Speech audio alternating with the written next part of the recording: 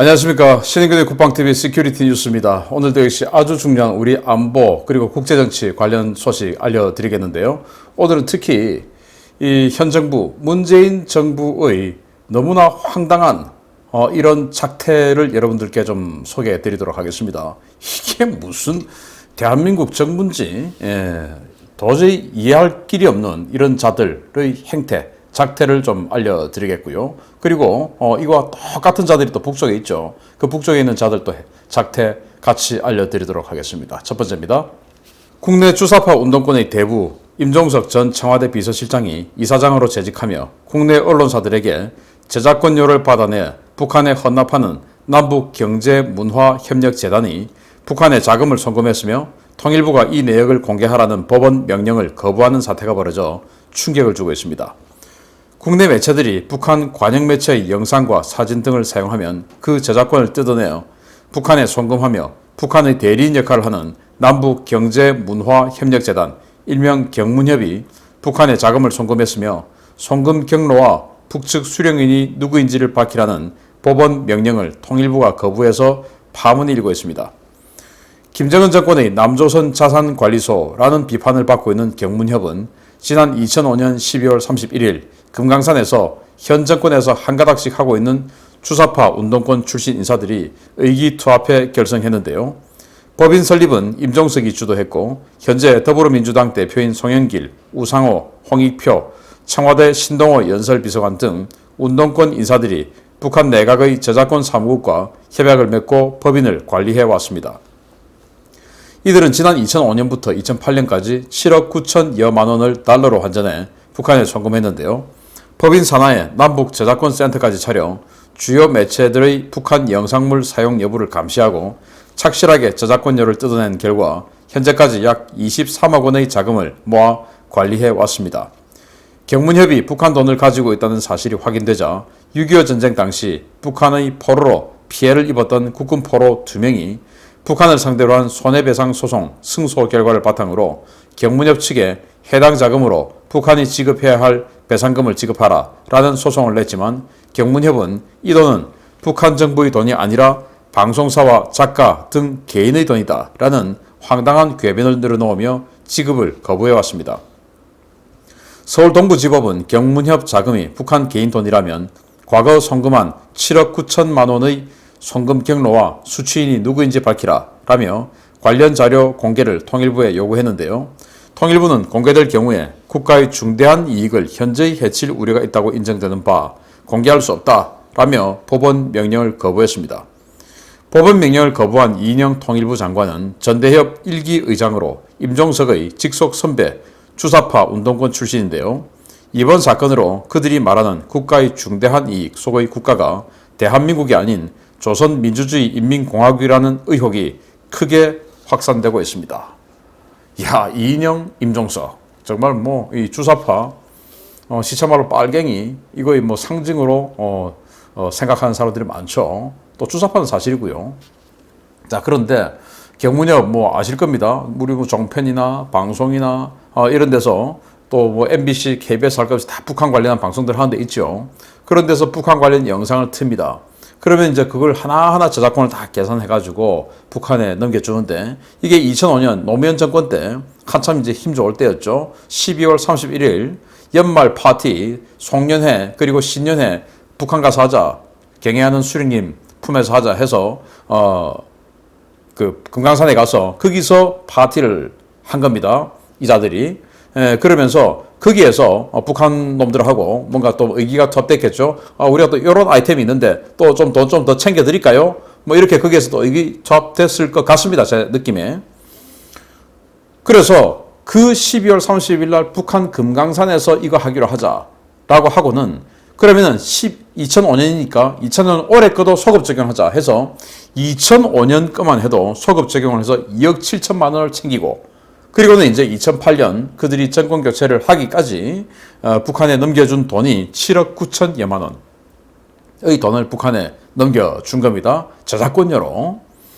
그런데 그 이후에 이제 박광자 씨 피살 사건 터지고 하면서 이제 북한에 송금을 못하게끔 됐죠. 그러다 보니까 이제 이게 차츰 쌓여 있는 겁니다. 지금 계좌에 23억 원이 꽂혀 있는 겁니다.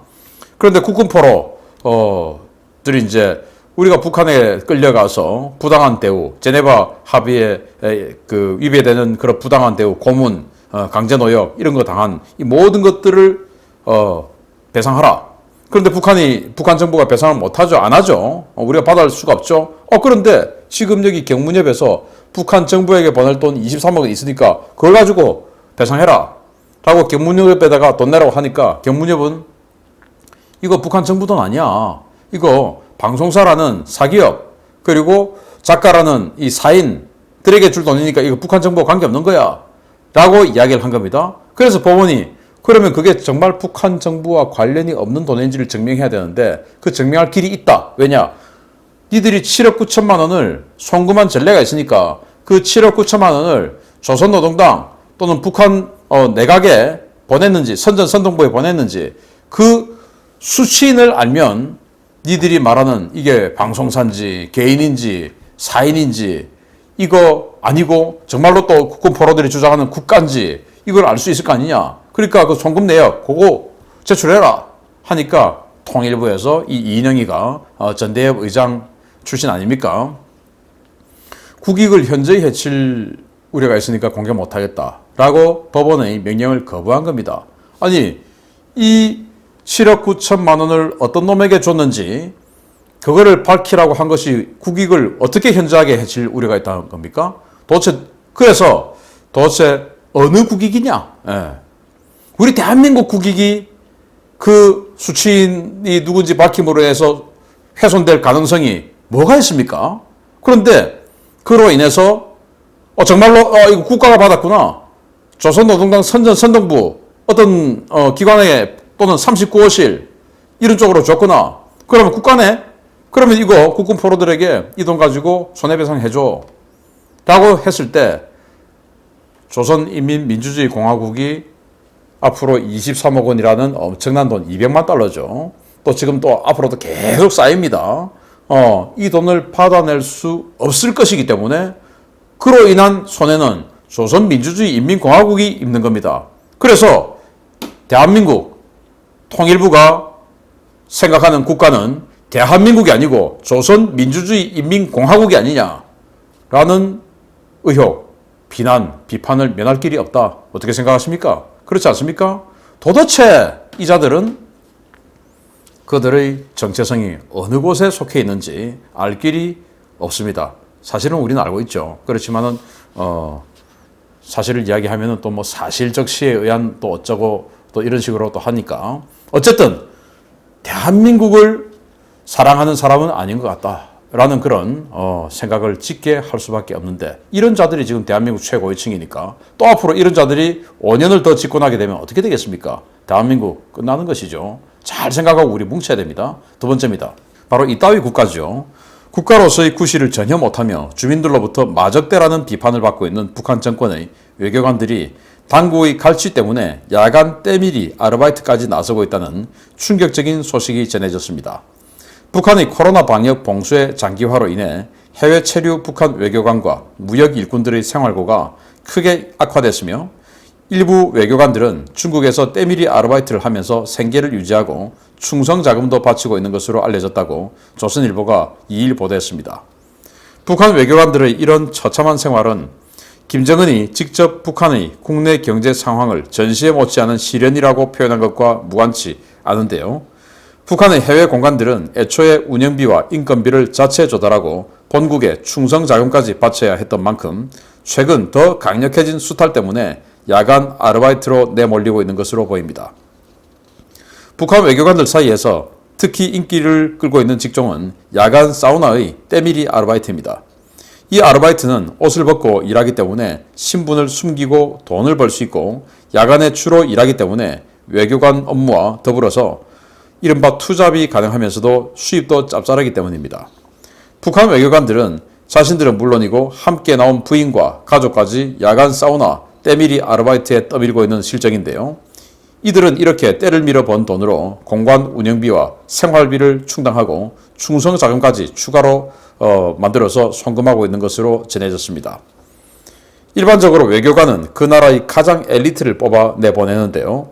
아프리카 내전 국가에서도 상상조차 하지 못할 황당한 일들이 북한에서는 너무도 당연하게 벌어지는 것을 보면 저런 유사 국가와 실패한 체제, 무능하고 탐욕스러운 지도자를 칭송하고 추종하는 자들 도대체 머릿속에 무엇이 들었을까 진지한 의문이 듭니다.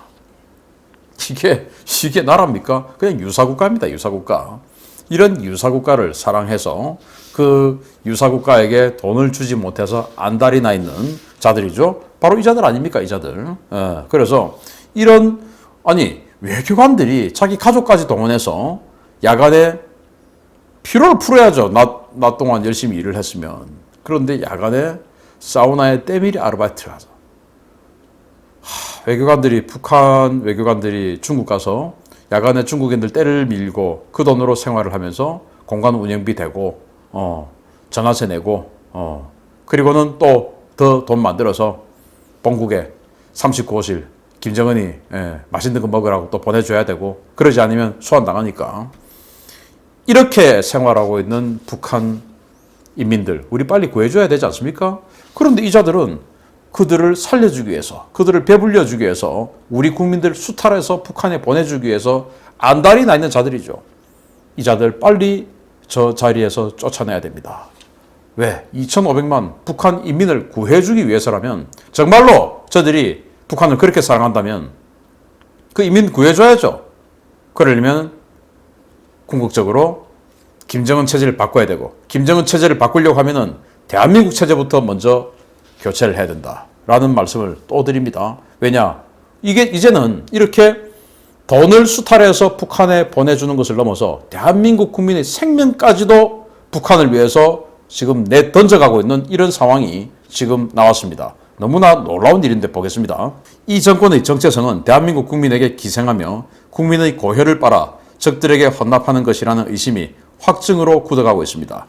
정부가 북한과 연결하는 남북 도로협력 사업의 핵심 노선을 연결한다며 집안 붕괴 우려에도 불구하고 우리 국민들이 사는 아파트와 우리 아이들이 다니는 초등학교 지하에 터널을 만들고 있다는 충격적인 보도가 나왔습니다. 문재인 정권이 지난 2018년 승인한 광명 서울고속도로 구간 중에 서울시 구로구 항동지구에서 진행되고 있는 온수터널이 집안 붕괴 위험이 있다는 검토 결과에도 불구하고 강행 승인된 것으로 알려져 논란이 예상된다고 머니투데이가 8월 2일 보도했습니다. 노무현 정권 말기에 수립되었지만 이명박, 박근혜 정부 기간 중에 유보되었다가 지난 2018년 문재인 정권이 승인한 이 사업은 이른바 남북 측 국가 간선 도로망 익산 평양 연계 노선의 핵심 노선을 구성하는 구간 중에 하나인데요.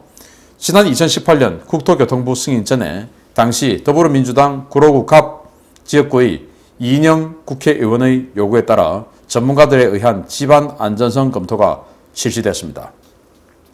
검토 결과 이곳에서는 암석이 잘게 부서진 곳으로 침식과 붕괴가 매우 빠르게 일어나는 단층 파쇄대가 존재하는 것으로 확인되어 집안이 매우 약하며 인근에 항동 저수지와 역곡천이 있어서 지하수 과다 유출에 의한 집안 붕괴 가능성이 있다고 지적되었습니다. 가톨릭 관동대학교 박창근 토목공학과 교수는 수직구를 뚫는 곳에 항동저수지 방향으로 단층대, 즉 파쇄대가 지나간다라며 이 단층대에는 물만 오가는 게 아니라 모래도 같이 끌고 와 싱크홀이나 집안 침하 가능성이 있다라고 경고했는데요. 집안 침하, 이른바 싱크홀이 우려되는 이곳은 현재 항동초등학교와 항동중학교, 수목원 아파트, 하버라인 아파트 단지 등이 이미 건설된 곳이어서 집안 붕괴 시에 대량 인명피해가 우려된다는 지적이 쏟아지고 있습니다. 주민들은 강력 반발하며 이 같은 위험성을 알고도 사업을 승인해준 국토교통부의 처사에 격분한 상태인데요. 국토부는 주민들의 민원에 법적으로 문제없고 보완하면 된다 라면서 주민설명회, 관계자 면담 등을 해달라는 주민들의 요구를 모두 묵살하면서도 대외적으로는 주민들과 소통을 하고 있다라고 주장하고 있어 터널 공사와 관련된 논란은 한동안 계속될 것으로 보입니다. 이인영 정말 뻔뻔하네요. 이인영 지역구입니다, 이게. 그래서 이인영이가 자기 지역구 민원 자꾸 들어오니까 자기가 이거 조사해보자 해서 대학 교수 연구팀 용역을 줘서 해봤더니 그 용역 결과가 이거 위험하다. 진행하면 안 된다. 여기 이제 예곡천이 있고 그 옆에 또 저수지 있고 항동저수지 있고 해서 이 지하수 물이 흐르는 라인 이것들이 이제 모래를 끌고 와서 싱크홀 구멍 거대 구멍을 만들어 버리고 그렇게 해서 붕괴되고 하는 이런 위험성들 단층이 파쇄가 돼 있어서 훨씬 더 위험하다 이겁니다. 큰 안반이 아니고 파쇄된 단층이다 이거예요. 그래서 이런 것들이 지금 바로 초등학교 지나가지 않습니까? 그리고 하버라인 아파트 311동 무너질 수 있죠. 수목원 아파트 단지 중간으로 그냥 지나갑니다. 그래서 지금 이 공사 기간 중에 총 2,800회의 발파를 여기서 한다고 하는데 안 그래도 단층이 파쇄되어 있는 단층대 그리고 옆에 하천과 저수지가 있어서 물이 몰리는 이런 지역인데 그걸 발파를 2,800개를 하면서 뚫고 지나가면 이게 모래를 끌고 와서 그냥 싱크홀이 곳곳에 생겨서 대규모 붕괴 사고가 일어날 수 있다라고 지적을 한 겁니다. 자, 그러면은 이 사업의 방향을 조금 다른 데로 틀고 이렇게 하든지 아니면은 재검토를 하든지 이렇게 돼야 되는데 왜 재검토하지 않고 이 정부가 밀어붙였냐? 박근혜 정부, 이명박 정부 때는 못하게 했는데 왜 밀어붙였냐?